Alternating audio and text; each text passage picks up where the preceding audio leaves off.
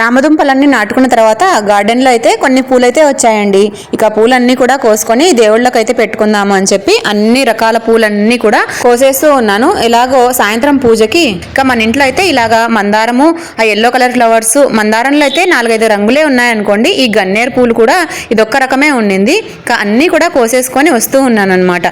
ఈరోజు అయితే పూజ అయిపోయిందిలేండి మార్నింగే. కాకపోతే ఈరోజు కార్తీక పౌర్ణమి కదా, సాయంత్రం పూజ చేసుకుందామని చెప్పి తెచ్చుకున్న పూలన్నీ కూడా ఇలాగ డబ్బాలు అయితే స్టోర్ చేస్తూ ఉన్నాను. ఇలాగ డబ్బాలో స్టోర్ చేసేటప్పుడు చాలా రోజులు నిల్వ ఉండాలంటే అడుగున ఒక న్యూస్ పేపర్, పైన ఒక న్యూస్ పేపర్ పెట్టుకున్నామంటే ఎన్ని రోజులైనా పూలు పాడవవు. ఇక కుక్కర్లో వేసిన ఆలులన్నీ విజిల్స్ వచ్చేసాయి. దాన్ని ఆఫ్ చేసేసి మళ్ళీ ఇంటి ముందకు వచ్చేసాను అనమాట. ఇంటి ముందు అంతా కూడా ఈ ఆకు అంతా రాలింది కదా, వాటంతా కూడా క్లీన్ చేసుకుందామని చెప్పి ఇక గార్డెన్లోకి అయితే వచ్చేసాను. ఇంటి ముందరంతా కూడా క్లీన్ చేసుకుంటూ ఉన్నాను. సాయంత్రం నెక్స్ట్ వీడియోలో కంటిన్యూ చేస్తానండి. మీరు మాత్రం లైక్ చేసి షేర్ చేయండి. కొత్తగా ఛానల్ని చూస్తూ ఉంటే సబ్స్క్రైబ్ చేసుకోవడం మర్చిపోవద్దు.